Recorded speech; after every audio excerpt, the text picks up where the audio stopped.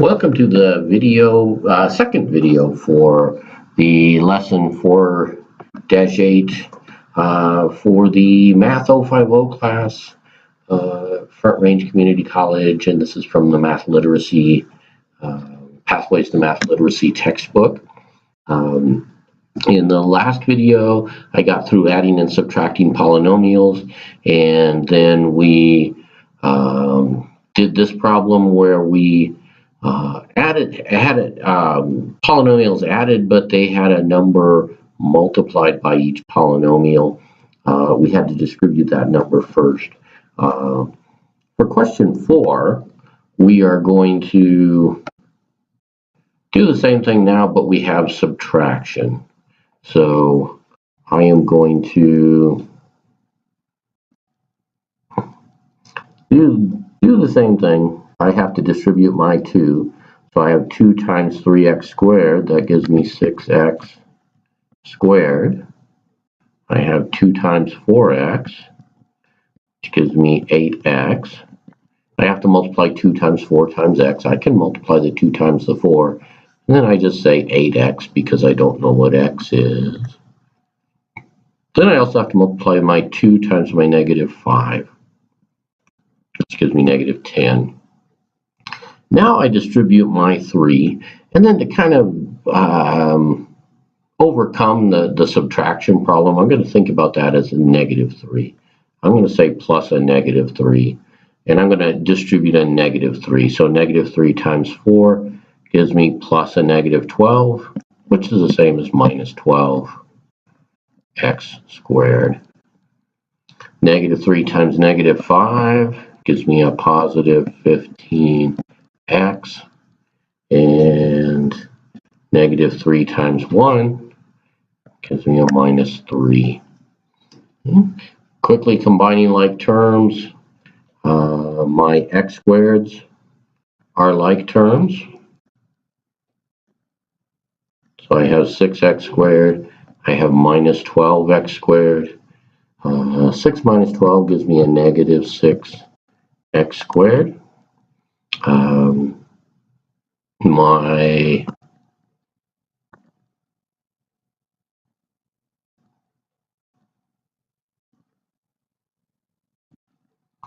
(8x) and my 15x are like terms. Because they're both x, they're not x squared. And they're not numbers, they're numbers multiplied by an unknown number x. So I have 8x plus 15x, which is 23x. And then I have my numbers without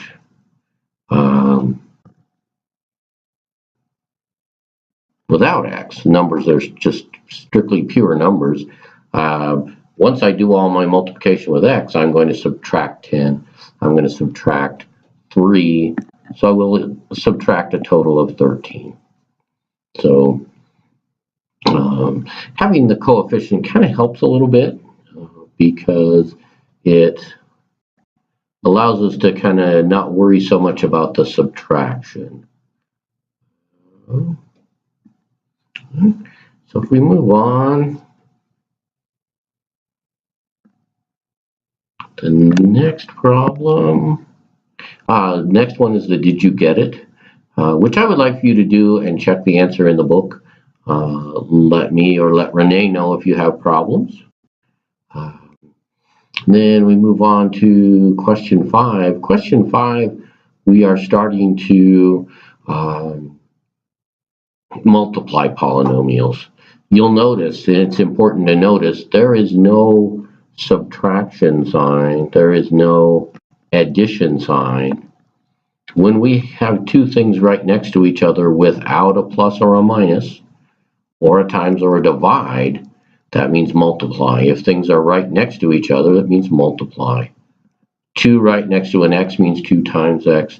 3 right next to an x means 3 times x. 2 parentheses right next to each other means we are going to multiply what's inside the parentheses. Okay.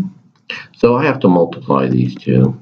And just to save time, I'm only going to do b.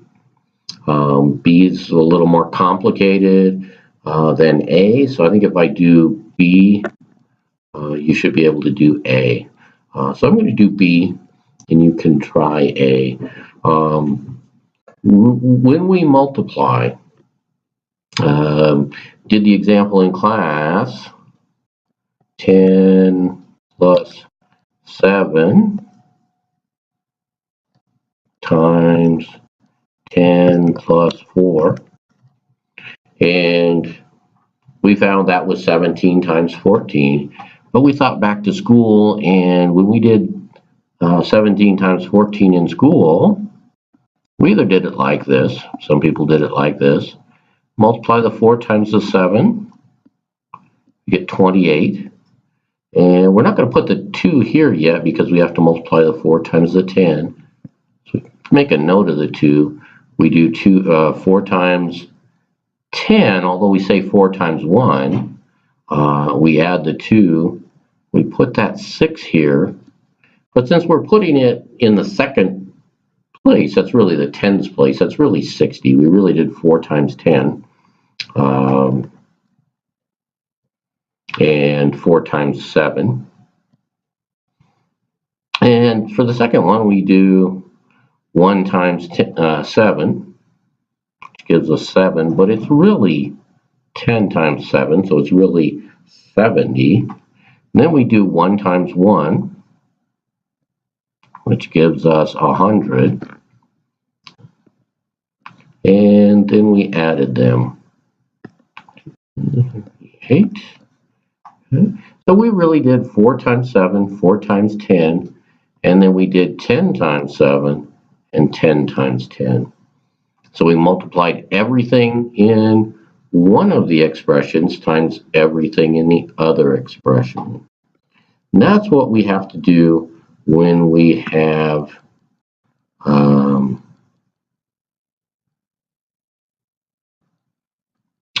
situations where we're multiplying polynomials. So I'm going to do this the same way.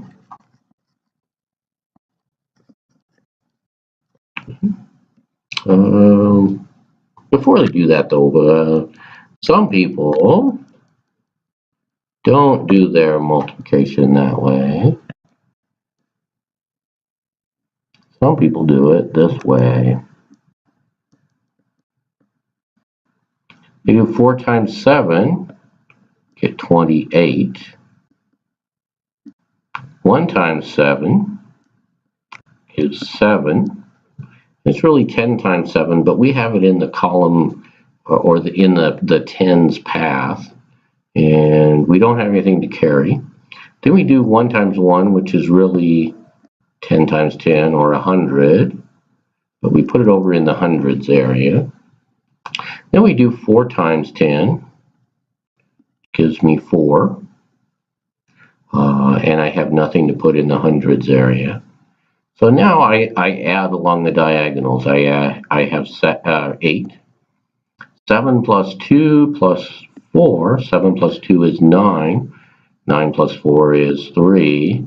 And I carry that one. Put that up here. And actually, I think most people put it right in there, so you can add it with the other one, and you get 238.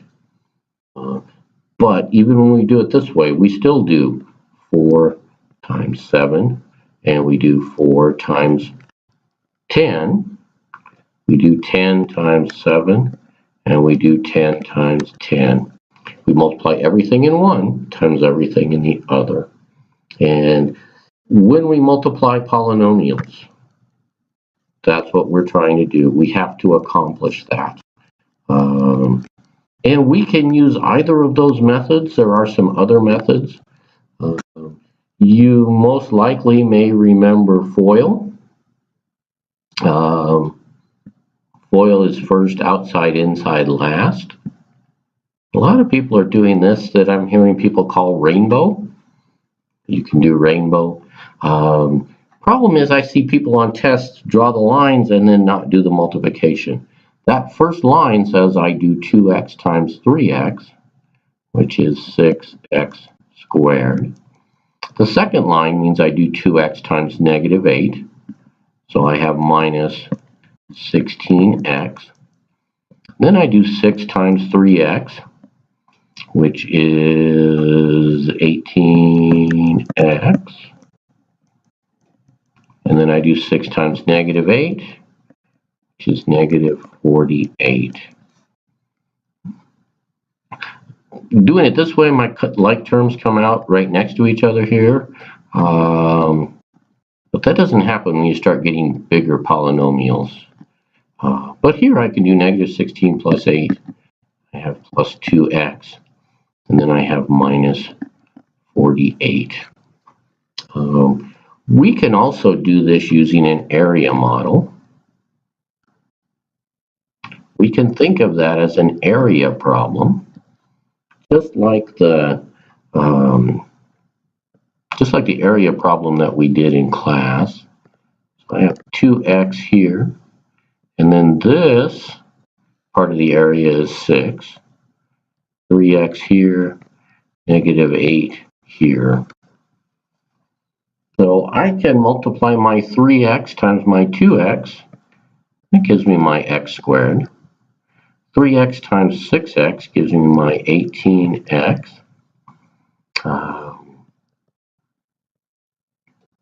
Then I have negative 8 times 6, gives me my negative 48. And negative 8 times 2x, which gives me negative 16x. Then I have my negative 48. And then, just like with that lattice, my x's line up on the diagonal. 18x minus 16x gives me 2x. And then I have 6x squared. I also like to do it the way I learned to do multiplication. I have 2x plus 6 times 3x minus 8. And I'm going to change that times. Instead of putting an x there, I'm going to put a dot. So it doesn't look like x. I'm just saying times. Negative 8 times 6 gives me negative 48. Negative 8 times 2x gives me negative 16x.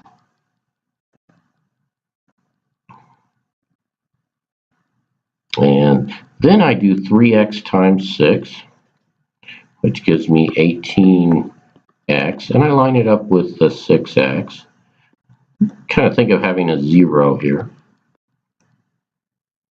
And then 3x times 2x gives me 6x squared.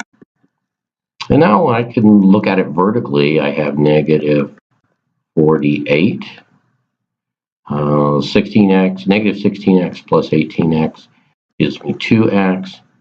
And then I have my 6x squared. Really just different ways of making sure you multiply everything. You end up with the same answer no matter what you do. Okay. Question 6 is kind of important because people get used to doing the FOIL or the rainbow or area model. They kind of forget what to do when they have just 2x times 3x plus 4. If you forget what to do, you can think of that as 2x plus 0 times 3x plus 4. And then do it the same way we did number 5. You find, though, when you multiply by 0, those go away. So really, when we multiply by 2x, we just multiply 2x times 3x, gives me 6x squared, then multiply 2x times 4, just gives me 8x. Important to remember, don't forget that. Really makes things a lot easier sometimes. Question 7.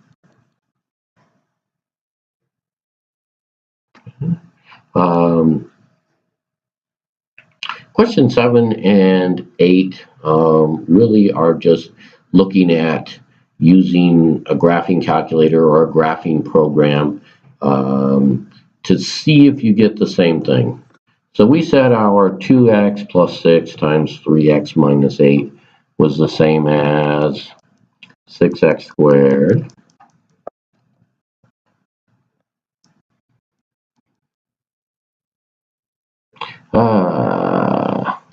plus 18x minus 16x was plus 2x and then minus 48.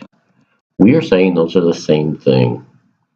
And if we go to www.desmos.com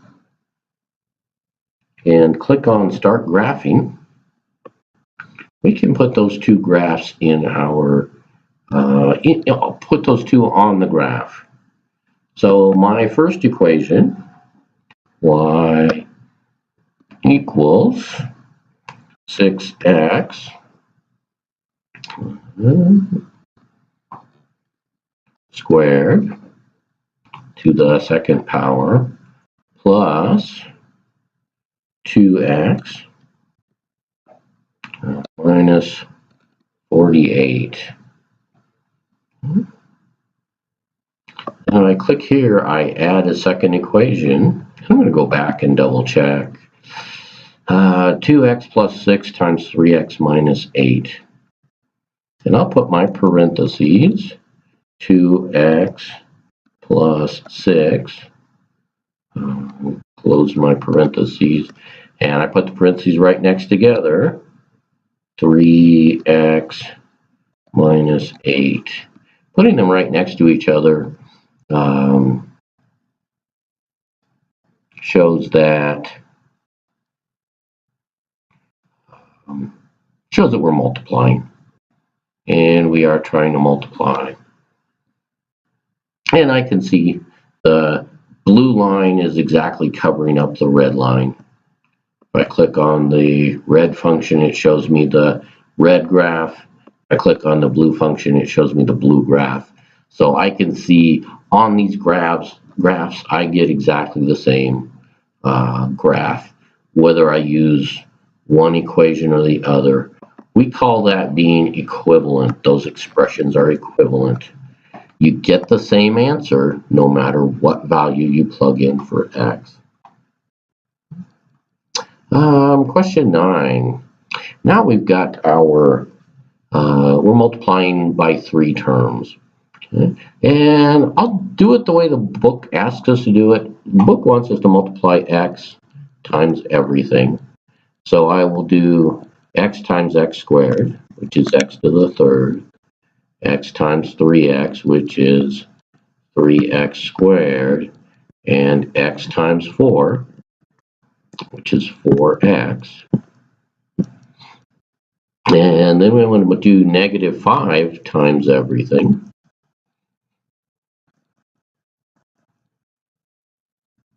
So I will do negative 5 times x squared. And I'm going to put that over here.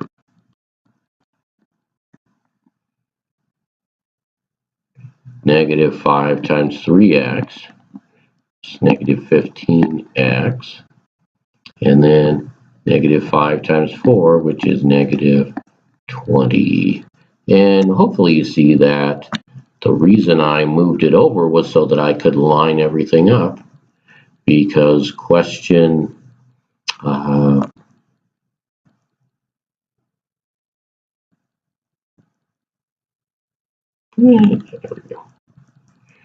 question C says add them all up.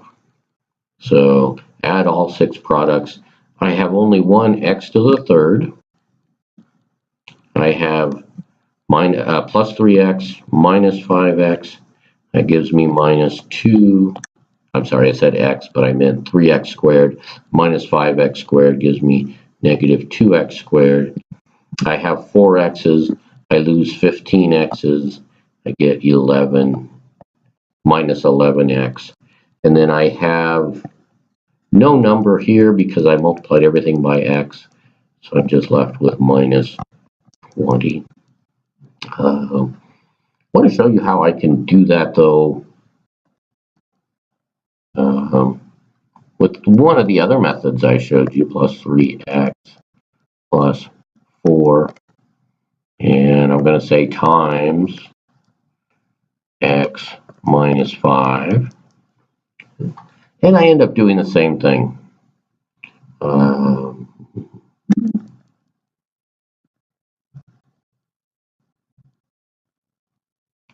I do negative 5 times 4, negative 5 times 3x, negative 5 times x squared, get negative 20, minus 15x, minus 5x squared,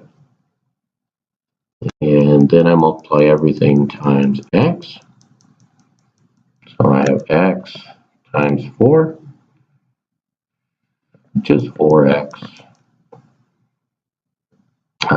x times 3x, which is 3x squared, and x times x squared, which is x to the third. When I add those, I have negative 20. Negative 15 plus 4 is negative 11x. And negative 5x squared plus 2x plus 3x squared is 2x squared. And then I have plus x to the third. I should have chosen a different color because I had to go over.